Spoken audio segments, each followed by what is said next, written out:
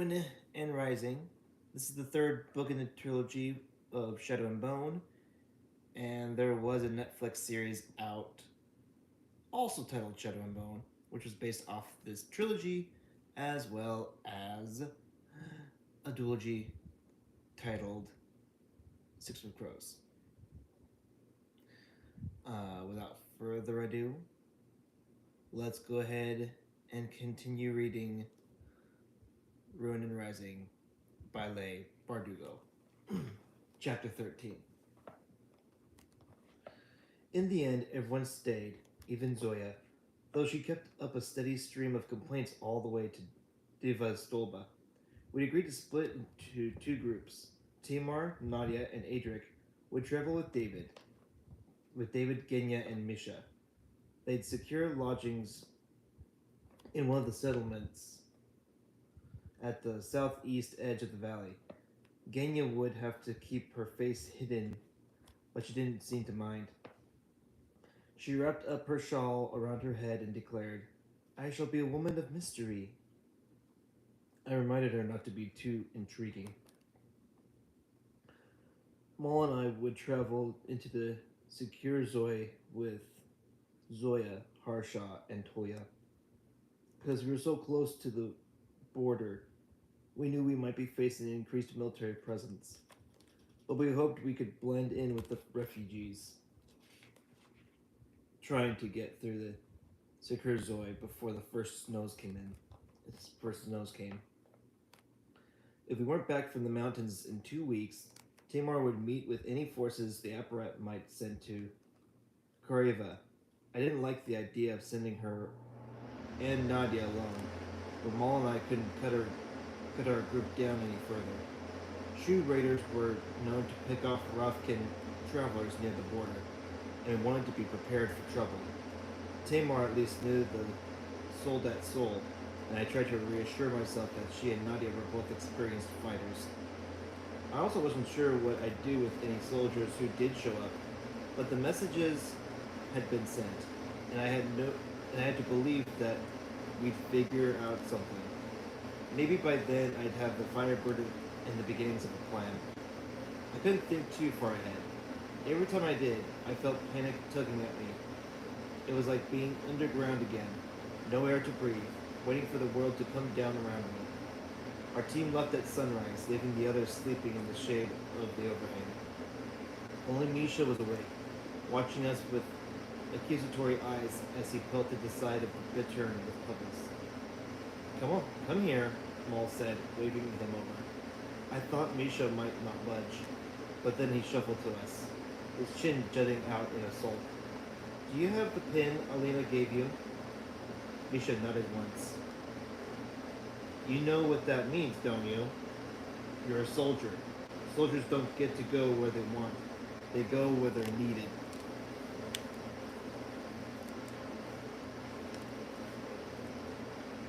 "You just don't want me with you." "No, we need you here to take care of the others. You know David is hopeless. Nadric is going to need help too, even if he doesn't want to admit it. You'll have to be careful with that one. Help him without letting him know you're helping. Can you manage that?" Misha shrugged. "You need to take care of them the way you took care of Bagra." "But I didn't take care of her." "Yes, you did. You watched over her, and you made her comfortable, and you let her go when she needed you to. You did what you had to. You did what had to be done, even though it hurt you. That's what soldiers do." Misha looked at him sharply, as if considering this. "I should have stopped her," he said, his voice breaking.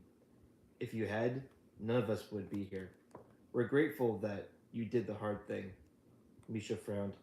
"David is kind of a mess." "True," Maul agreed. "So can we trust you?" Misha looked away. His expression was still troubled, but he shrugged again. "Thank you," Maul said. "You can start by getting water boiling for breakfast." Misha nodded once, then jogged back through the gravel to get the water on. Maul glanced at me as he rose and shouldered his pack. "What?" "Nothing. That was just really well done. Same way Anakuya got me to stop begging her to keep a lantern lit at night. Really? Yes, he said, starting to climb. Told me I had to be brave for you. That if I was scared, you'd be scared. Well, she told me I had to eat my parsnips to set a good example for you, but I still refused to do it. And you wonder why you were always getting the switch. I have principles. That means if I can be difficult, if I can be difficult, I will. Unfair. Hey, Zoya shouted over the edge of the crater above. If you're not up here before I count to 10, I'm going back to sleep and you can carry me to Deval Stolba. Maul, I sighed. If I murder her in Sekurzoi, will you hold me accountable? Yes, he said, then added, that means let's make it look like an accident.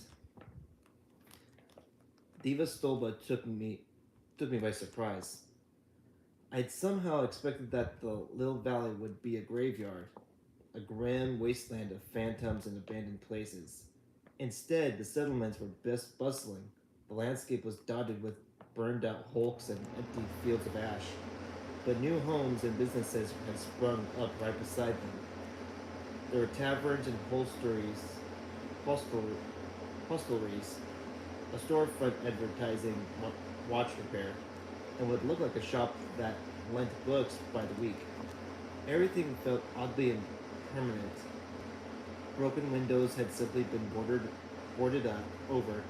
Many of the houses had canvas roofs or holes in the walls that had been covered with wool blankets or woven mats. Who knows how long we'll be here, they seemed to say. Let's let's make do with what we have. Had it always been this way? The settlements were constantly being destroyed and rebuilt, governed by the Shuhan or Ravka, depending on how the borders had been drawn at the end of a particular war. Was this how my parents had lived? It was strange to picture them this way, but I didn't mind the idea. They might have been soldiers or merchants. They might have been happy here, and maybe one of them had been harboring a power, the latent legacy of Morozova's youngest daughter. There were legends of sun summoners before me. Most people thought they were hoaxes or empty stories, wishful thinking born of the misery wrought by the fold. But there might be more to it than that. Or maybe I was clinging to some dream of heritage I had no real claim to. We passed through a market square crowded with people, their wares displayed on makeshift tables, tin pans, hunting knives, furs for the trek over the mountains. We saw jars of goose fat, dried figs sold in bunches, fine saddles and flimsy-looking guns, streams of fleshly plucked ducks, their skin pink and dimpled, hung above one stall. Maul kept this bow and Maul kept his bow and repeating rifle bundled in his pack. The weapons were too finely made not to draw attention. Children played in the dirt. A squat man in sleeveless vest was smoking some kind of meat in a big metal drum. I watched him toss a juniper branch inside it, sending up a fragrant bluish cloud. Zoya scrunched up her nose, but Toya and Harshad couldn't dig out their coins fast enough. This was where Maul's family and mine had met death. Somehow the wild, cheerful atmosphere seemed almost unfair. It certainly didn't match my mood. I was relieved when Maul said, I thought it would be more grim. Did you see how small the graveyard was? I asked under my breath. He nodded. In most of Ravka, the cemeteries were bigger than the towns, but when the Shu had burned the settlements, there had been no one left to mourn the dead. Though we'd been all provisioned with for the stocks at the spinning wheel, Maul wanted to buy a map made by a local. We needed to know which trails might be blocked by landslides or where the bridges had been washed out. A woman with white braids peeking from beneath her orange wool hat sat on a low, painted stool, humming to herself and beating a cowbell. to catch the attention of a passerby. She hadn't bothered with the table, but had laid a rug displaying with her stocks, canteens, saddlebags, maps, and stacks of metal prayer rings directly on the ground. A mule stood behind her, its long ears twitching off flies, and occasionally she would reach back and offer a pat on the nose. Snow's coming soon, she said, squinting up at the sky as we poked through the maps. Need blankets for the journey. For the journey? We're set, I said. Thank you. A lot of people heading over the border. But not you? Too old to go now. Shoe, Ferdans, fold. She shrugged. You sit still. Trouble passes you by. Or it smacks right into you, then comes back for seconds, I thought weakly. Maul held up one of the maps. I'm not seeing the eastern mountains, only the west. Better off keeping west, she said. You're trying for the coast? Yes, Maul lied smoothly. Not to Novoizem, but stay west. People don't come from the east. Don't come back from the east. Joe, said Toya, e ayebat Iwunya, Iwan. The woman answered back, and they looked over a map together, conversing in Shu while we waited patiently. Finally, Toya handed a different map to Maul. East, he said. The woman jabbed her cowbell at Toya and asked me, what are you going to feed that one in the hills? Better make sure he doesn't put you on a spit. Toya frowned, but the woman laughed so hard she nearly fell off her stool. Maul added some prayer rings to the maps and gave over his coins. Had a brother who went to Nove Zem, the woman said, still chuckling as she returned Maul's change. Probably rich now. It's a good place to start a new life. Zoya snorted. Compared to what? It's really not bad, said Toya. Dirt and more dirt. There are cities, Toya grumbled as we walked away. What did that woman have to say about the eastern mountains? I asked. They're sacred, said Toya, and apparently haunted. She claims that Sarah Huo is guarded by ghosts. A shiver ran up my spine. What's the Sarah Huo? Toya's golden eyes glinted. The firefalls. I didn't even notice the ruins until we were almost directly beneath them. They were that nondescript. Two worn and weather-beaten spires of rock that flanked the road leading southeast out of the valley. They might have once been an arch, or an aqueduct, or two mills as their name indicated, or just two pointy bits of rock. What had I expected?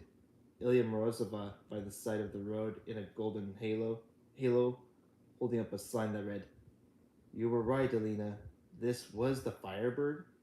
But the angles seemed correct. I scrutinized the illustration of Saint Ilya and changed so often that the image was branded in my mind. The view of the Sekurzoi beyond the spindles matched up to my memory of the page. Had Morozova drawn it himself? Was he responsible for the map left behind in that illustration? Or had someone else pieced together his story? I might never know. This is the place, I told myself. It has to be. Anything familiar? I asked Maul. He shook his head. I hope. He shrugged. He didn't have to say more than that. I've been carrying the same hope lodged in my heart. That once I was on this road, in this valley, more of my past might suddenly become clear. But all I had was my same worn set of memories.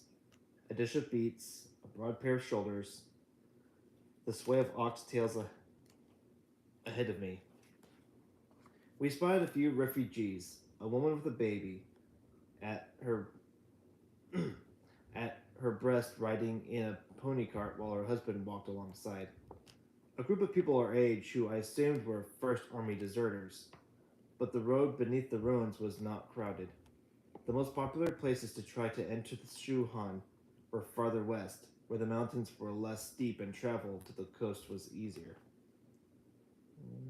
Just checking real quick. Okay. Okay. Just wanted to check. Make sure. The beauty of the Sekruzoi came on me suddenly. The only mountains I'd known were the icy peaks of the far north and the Petrozoi, jagged, gray, and forbidding. But these mountains were gentle, rolling their soft slopes covered in tall grasses. The valleys between them crossed with slow-moving rivers that flashed blue and then gold in the sun. Even the sky felt welcoming, a prairie of infinite thick white thick white clouds stacked heavy on the horizon, the snow-capped peaks of the southern ridge visible in the distance. I knew this was no man's land and the dangerous boundary that marked the end of Ravka and the beginning of enemy territory. But it didn't feel that way. There was ample water, space for grazing. If there hadn't been a war, if the lines had somehow been drawn differently, this would have been a peaceful place. We had no, we made no fire and camped in the open night. Our bedrolls spread beneath the stars. I listened to the sigh of the wind in the grasses and thought of Nikolai. Was he out there, tracking us as we tracked the Firebird? Would he know us? Or had he lost himself completely? Would a day come when we'd simply be prey to him? I peered into the sky, waiting to see a winged shape blotting out the stars. Sleep did not come easily. The next day, we left the main road and started to climb in earnest. Maul took us east, toward the Sarahua, Huo, following a trail that seemed to appear and disappear as it wended through the mountains. Storms came on without warning, dense bursts of rain that turned the earth beneath our boots to suck in mud, then vanished as quickly as they had arrived. Tolia worried about flash floods, so we left the trail completely and headed for a higher ground. Spending the rest of the afternoon on the narrow back of a rocky ridge, where we could see storm clouds chasing each other over the low hills and valleys. Their dark swells glinting the brief flashes of lightning. The days dragged on, and I was acutely conscious that every step we took deeper into the Shuhan was a step we would have to retrace back to Raqqa. What would we find when we returned? Would the Darkling have already marched from West Raqqa? And if we found the Firebird, if the three amplifiers were brought together at last, would I be strong enough to face him? Mostly, I thought of Morozova and wondered if he'd once walked these same paths, gazed on these same mountains, had his need to finish the task he'd begun driven him the way my desperation drove me now, forcing me to put one foot in front of the other, to take another step, ford another river, climb another hill. That night, the temperature dropped enough that we had to set up tents. Soya seemed to think I should be the one to put ours together, even if we were both going to sleep in it. I was cursing over the pile of canvas when Maul hushed me. Someone's out there, he said. We were in a wide field of feather grass that stretched between two low hills. I peered into the dusk, unable to make anything out, and lifted my hands questioningly. Maul gave a shake of his head. As a last resort, he whispered. I nodded. I didn't want us in another situation like the one we'd had with the militia. Maul picked up his rifle and signaled. Tolia drew his sword, and we formed up, back to back, waiting. Harsha, I whispered. I heard Harsha's flint being struck. He stepped forward and spread his arms. A blazing gout of fire roared to life. I swept around us in a shining ring, illuminating the faces of the men crouched low in the field beyond. There were 5, maybe 6 of them, golden-eyed and dressed in shearling. I saw bows drawn and the glint of light off at least one gun barrel. Now, I said. Zoya and Harshaw moved as one, throwing their arms out in wide arcs, the flames flaring across the grass like a living thing, born by the combined power. Men shouted. The fire licked out in hungry tongues. I heard a single shot of gunfire, and the thieves turned and ran. Harsha and Zoya sent the fire after them, chasing them across the field. They might come back, said Toya. Bring more men. You get good money for Grisha and Koba. It was a city just south of the border. For the first time, I thought about what it must have been like for Toya and Tamar, never able to return to their father's country. Strangers in Ravka. Strangers here too. Zoya shivered. They aren't any better in Ferda. There are witch hunters who don't eat animals, won't wear leather shoes or kill a spider in their homes, but they'll burn Grisha alive on the pyre. Shoot doctors might not be so bad, said Harshaw. He was still playing with the flames, sending them shooting up in loops and snaking tendrils. At least they clean their instruments. On the Wandering Isle, they think Grisha blood is a cure-all for impotence, wasting plague, you name it. When my brother's power showed itself, they cut his throat and hung him upside down to drain like a pig in a slaughterhouse. Saints Harshaw, Zoya gasped. I burned that village and everyone in it to the ground. Then I got on a boat and never looked back. I thought of the dream the Darkling had once had, and that we might be Rovkins and not just Grisha. He tried to make a safe place for our kind, maybe the only one in the world. I understand the desire to remain free. Was that why Harshaw kept fighting? Why he'd chosen to stay? He must have shared the Darkling's dream once. Had he given its care over to me? We'll keep a watch tonight, Maul said, and head farther east tomorrow. East to Sarahuo, where phantoms stood guard. But we were already traveling with ghosts of our own. There was no evidence of the thieves the next morning, only a field scorched in bizarre patterns. Maul took us farther into the mountains. Early in our journey, we'd seen the curling smoke of someone's cook fire, or the shape of a hut on a hillside. Now we were alone, our only company the lizards we saw sunning themselves on rocks, and once a herd of elk grazing in a distant meadow.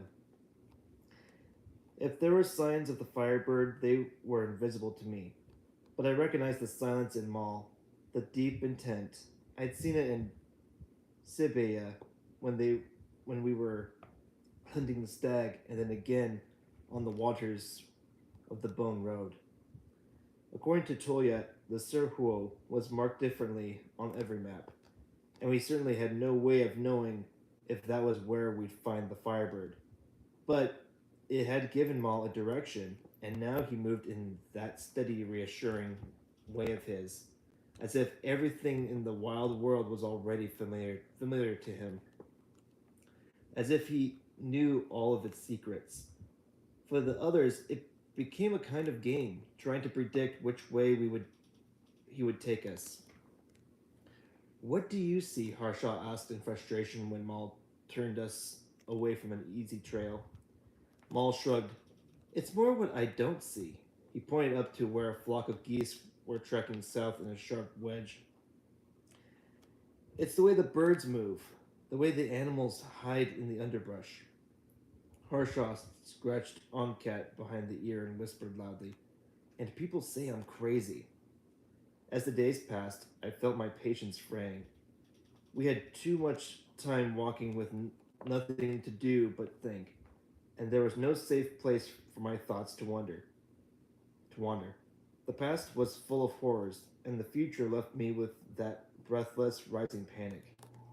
The power inside me had once seemed so miraculous, but each confrontation with the Darkling drove home the limitations of my abilities. There is no fight to be had. Despite the death I'd seen and the desperation I felt, I was no closer to understanding or wielding Murzost. I found myself resenting Maul's calm, the surety he seemed to carry in his steps. Do you think it's out there? I asked one afternoon. I asked one afternoon when we'd taken shelter in a dense cluster of pines to wait out a storm. Hard to say. Right now, I could just be tracking a big hawk. I'm going on my gut as much as anything, and that always makes me nervous. You don't seem nervous. You seem completely at ease. I could hear the irritation in my voice. Maul glanced at me. It helps that no one's threatening to cut you open. I said nothing. The thought of the Darkling's knife was almost comforting. A simple fear, concrete, manageable. He squinted out at the rain. And it's something else, something the Darkling said in the chapel. He thought he needed me to find the Firebird. As much as I hate to admit it, it's why I know I can do it now. Because he was so sure. I understood. The Darkling's faith in me had been an intoxicating thing. I wanted that certainty, the knowledge that everything would be dealt with, that someone was in control. Sergei had run to the Darkling looking for that reassurance. I just want to feel safe again. When the time comes, Maul asked, can you bring the Firebird down? Yes. I was done with hesitation. I wasn't just that we'd run out of options. It wasn't just that we'd run out of options, or that so much was riding on the Firebird's power. I'd simply grown ruthless enough or selfish enough to take another creature's life. But I missed the girl who had shown the stag mercy, who had been strong enough to turn away from the lure of power, who had believed in something more, another casualty of this war. It still doesn't seem real to me, I said. And even if it is, it may not be enough. The Darkling has an army. He has allies. We have a band of misfits, some tattooed zealots, even the power of the amplifiers. It seemed a mismatched battle. Thanks, Zoya said sourly. She has a point, said Harshaw, propped against a tree. He had an omcat perched on his shoulder and was sending little flames dancing through the air. I'm not really feeling up for much. I didn't mean that, I protested. It'll be enough, said Maul. We'll find the Firebird. You'll face the Darkling. We'll fight him, and we'll win. And then what? I felt panic press in on me again. Even if we beat the Darkling and I destroy the Fold, Ravka will be vulnerable. No Lansov Prince to lead. No Darkling, just a scrawny orphan from Karamzin with whatever force I might piece together from the Grisha who survived and the remnants of the First Army. There's the apparat, said Toya. The priest may not be trustworthy, but your followers are. And David thought he might be able to heal Nikolai, Zoya put in. I turned on her, my anger rising. Do you think Frida will wait for us to find a cure? How about the shoe? Then you'll make a new alliance, said Maul. Sell my power to the highest bidder? You negotiate. Set your own terms. Hash out a marriage contract, pick a Ferdan noble or a Shu general. Hope my new husband doesn't murder me in my sleep. Alina, and where will you go? I'll stay by your side as long as you let me. Noble Maul. Will you stand guard outside our bed chamber at night? I knew I was being unfair, but in that moment I didn't care. His jaw set. I'll do what I have to do to keep you safe. Keep your head down. Do your duty. Yes. One foot in front of the other. Onward to the Firebird. Keep marching like a good soldier. That's right, Alina. I'm a soldier.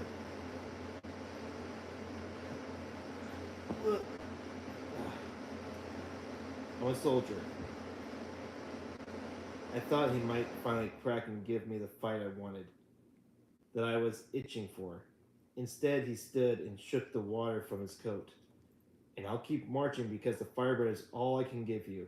No money, no army, no mountain top stronghold. He shoulders his pack. This is all I have to offer. The same old trick. He stepped out into the rain. I didn't know if I wanted to run after him to apologize or knock him into the mud. Zoe lifted one elegant shoulder. I'd rather have the emerald. I stared at her, then shook my head and released something between a laugh and a sigh. My anger out for me, went out of me, leaving me feel petty and embarrassed. Maul hadn't deserved that. None of them had. Sorry, I mumbled. Maybe you're hungry, said Zoya. I always get mean when I'm hungry. Are you hungry all the time? Asked Harshaw. You haven't seen me mean. When you do, you'll require a very big hinky, he snorted. To dry my tears? To stanch the bleeding. This time my laugh was real. Somehow a little of Zoya's poison was exactly what I needed. Then, despite all my better judgment, I asked the question I wanted to ask for nearly a year. You and Maul, back in Kribursk. It happened. I knew that, and I knew there had been plenty of others before her, but it still stung. Zoya glanced at me, her long black lashes sparkling with rain. But never since, she said grudgingly, and it hasn't been for lack of trying. If a man can say no to me, that's something. I rolled my eyes. Zoya poked me in the arm with one long finger. He hasn't been with anyone, you idiot. Do you know what the girls back at the White Cathedral called him? Biznako, a lost cause. It's funny, Zoya said contemplatively. I, uh, I understand why the Darkling and Nikolai want your power, but Maul looks at you like you're, well, like you're me. No, he doesn't, said Toya. He watches her the way Harshaw watches fire, like he'll never have enough of her. Like he is trying to capture what he can before she's gone. Zoya and I gaped at him. Then she scowled. You know, if you turned a bit of that poetry on me, I might consider giving you a chance. Who says I want one? I want one, called Harshaw. Zoya blew a damp curl over from her forehead. Oncat has a better chance than you. Harshaw held the little tabby above him. Why Oncat? He said. You rogue. As we closed in on the area where the Sirachul was rumored to be, our pace quickened. Maul grew even quieter, his blue eyes moving constantly over the hills. I owed him an apology, but I never seemed to find the right moment to speak to him. Almost exactly a week into the journey, we came across what we thought was a dry creek bed that ran between two steep rock walls. We'd been following it nearly 10 minutes when Maul knelt and ran his hand through the grass. Harshaw, he said, can you burn some of this scrub away? Harshaw struck his flint and sent a low blanket blue flame rolling over the creek bed, revealing a pattern of stones too regular to be anything but man-made. It's a road, he said in surprise. Here? I asked. We'd passed nothing but empty mountains for miles. We stayed alert, searching for signs of what might have come before, hoping to see etched symbols. Maybe the little altars we'd seen carved into the rock closer to Devad Stolba, eager for some kind of proof that we were on the right path. But the only lesson in the stones seemed to be that cities rose and fell and were forgotten. You live in a single moment. I live in a thousand. I might live long enough to see Alta turn to dust, or maybe I'd turn my power back on myself and end it all before then. What would life be like when the people I loved were gone? when there were no mysteries left. We followed the road to where it just seemed to end, buried in a slump of fallen rock covered in grass and yellow wildflowers. We scrambled over it, and when we reached the top, a sliver of ice crept into my bones. It was as if the color had been bleached out of the landscape. The field before us was gray grass. A black ridge stretched along the horizon covered in trees, their bark smooth and glossy as polished slate, their angular branches free of leaves. But the eerie thing was the way they grew, in perfect, regular lines, equidistant, as if they had as if they had each been planted in with infinite care. That looks wrong, said Harshaw. They're soldier trees, said Maul. It's just the way they grow, like they're keeping ranks. That's not the only reason, said Toya. This is the Ashwood, the gateway to the Sarah Wool. Maul took his lamp. I don't see it. It's a story. There was a massacre here. A battle? I asked. No. A Shu battalion was brought here by their enemies. They were prisoners of war. Which enemies? Asked Harshaw. Toya shrugged. Rovkin, Verdun, maybe other Shu. This was old days.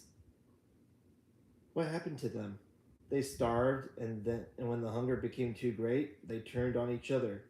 It said the last man standing planted a tree for each of his fallen brethren, and now they wait for travelers to pass too close to their branches, so they can claim a final meal.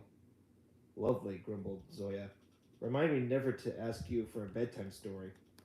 It's just a legend, Maul said. I've seen those trees near Balakuriv. Growing like that? Harsha asked. Not exactly. I, I eyed the shadows in the grove. The trees did look like a regiment marching toward us. I heard similar stories about the woods near Guva, that in the long winters, the trees would snatch up girls to eat. Superstition, I told myself, but I didn't want to take another step toward that hillside. Look, said Harshaw. I followed his gaze. There, amid the deep shadows of the trees, something white was moving, a fluttering shape that rose and fell, slipping between the branches. There's another, I gasped, pointing to where a whirl of white shimmered, then disappeared into nothing. It can't be, said Maul. Another shape appeared between the trees. Then another. I do not like this, said Harshaw. I do not like this at all. Oh, for saint's sake, sneered Zoya. You really are peasants. She shifted her hands, and a massive gust of wind tore up the mountains. The white shapes seemed to retreat. Then Zoya hooked her arms, and they rushed at us in a moaning white cloud. Zoya! Relax, she said. I threw up my arms to ward off whatever horrible thing Zoya had brought down on us. The cloud exploded. It burst into harmless flakes that drifted to the ground around us. Ash? I reached out to catch some of it on my fingers. It was fine and white, the color of chalk. It's just some kind of weather phenomenon, Zoya said, sending the ashes rising again in lazy spirals. We looked back up the hill. The white clouds continued to move in shifts and gusts, but now that we knew what they were, they seemed slightly less sinister. You didn't really think they were ghosts, did you? I blushed, and Toya cleared her throat. Zoya rolled her eyes and strode toward the hill. I am surrounded by fools. They looked spooky, Maul said to me with a shrug. They still do, I muttered. All the way up the rise, weird little blasts of wind struck us, hot and then cold. No matter what Zoya said, the grove was an eerie place. I steered clear of the trees' grasping branches, and tried to ignore the goose flesh puckering my arms. Every time a white whorl rose up near us, I jumped and Oncat hissed from Harshaw's shoulder. When we finally crested the hill, we saw that the trees marched all the way into the valley.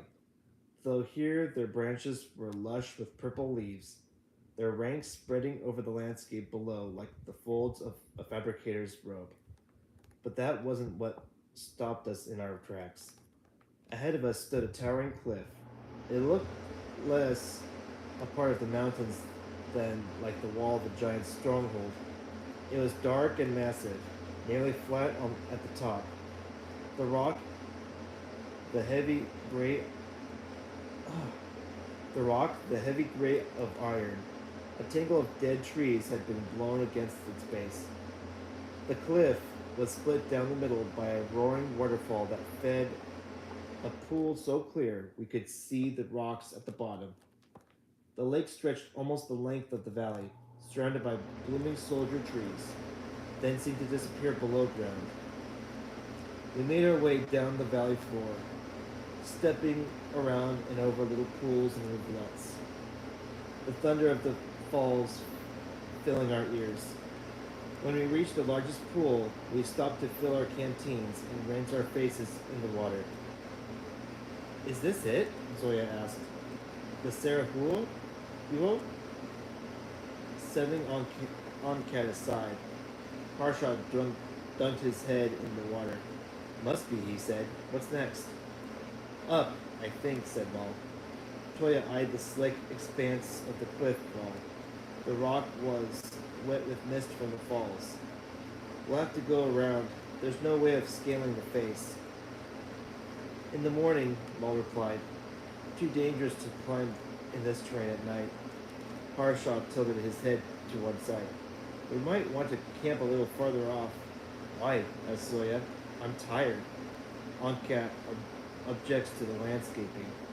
That tabby can sleep at the bottom of the pool for all I care, said she snapped.